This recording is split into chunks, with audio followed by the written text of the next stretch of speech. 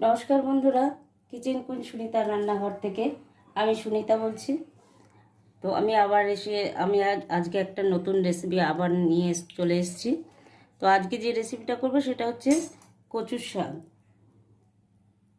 এটা হচ্ছে কচুর শাক সেদ্ধ করে রেখেছি, আর সঙ্গে লাগবে গোটা গরম মশলা, তেজপাতা, শুকনো লঙ্কা, জিরে, কাঁচা লঙ্কা, এগুলো সব ফোড়নে দেব।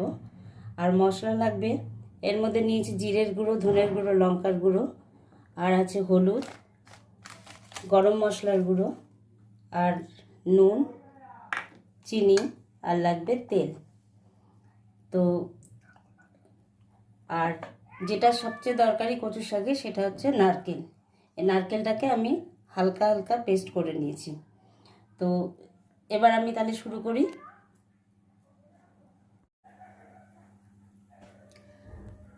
তো বন্ধুরা, কড়াটা বসিয়ে দিয়েছি, কড়া গরমও হয়ে গেছে। এখন আমি দিয়ে দেব তেল।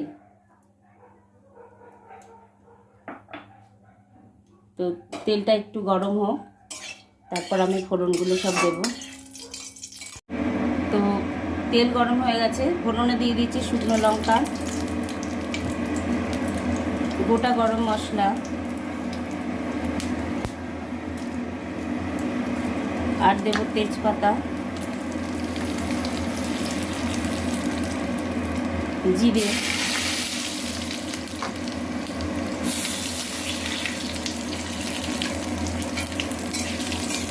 মশলাগুলো ভাজা হচ্ছে।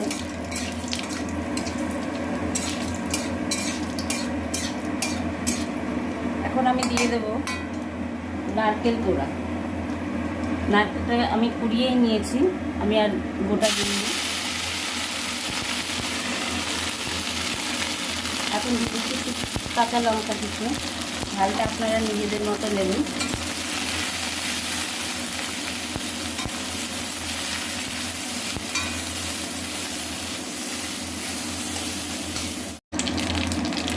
তো কিছু আমি কুচি করা নারকেলও দিয়ে দেব এর মধ্যে।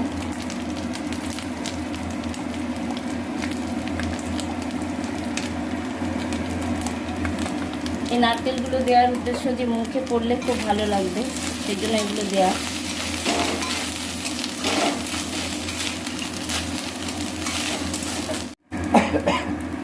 এখন আমি গুঁড়ো মশলাগুলো দিয়ে দেব, জিরে, ধনে, আর লঙ্কার গুঁড়ো।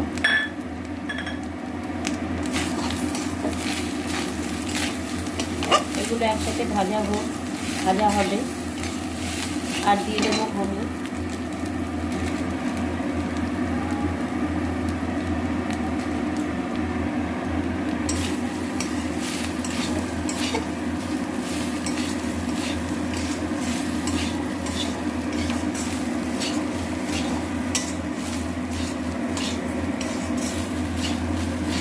এখন আমি কচুটা এর মধ্যে দিয়ে দেবো, কচুটা সেদ্ধ করা কচুটা এর মধ্যে দিয়ে দেবো। ছোলা দিয়ে সেদ্ধ করা আছে।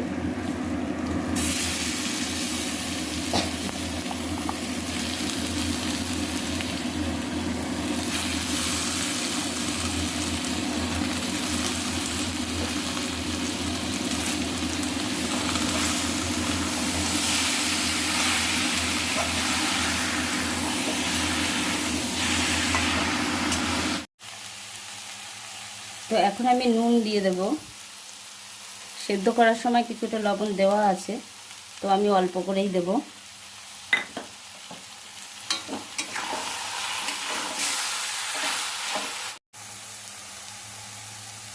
তো এখন আমি এটাকে সেদ্ধ হওয়ার জন্য আটটু সেদ্ধ হবে, সেই জন্য আমি ঢেকে দিলাম।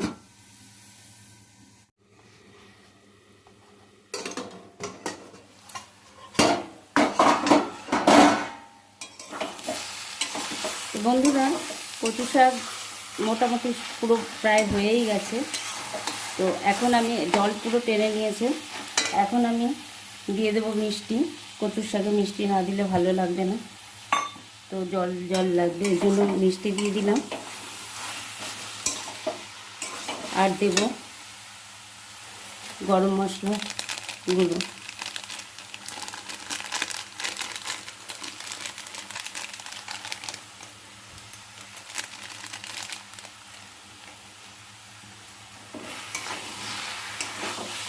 তো কচু শাক হয়েই গেছে। খুবই সহজ রান্না, আপনারা এইভাবে করে দেখবেন। ভালো লাগলে আমার চ্যানেলটিকে সাবস্ক্রাইব করবেন আর পাশে থাকা বেল আইকনটি প্রেস করবেন, যাতে নতুন নতুন ভিডিও আপনারা সহজেই পেয়ে যান। তো শেয়ার করবেন, আর কেমন লাগলো আপনারা কমেন্ট করবেন, লাইক জানাবেন।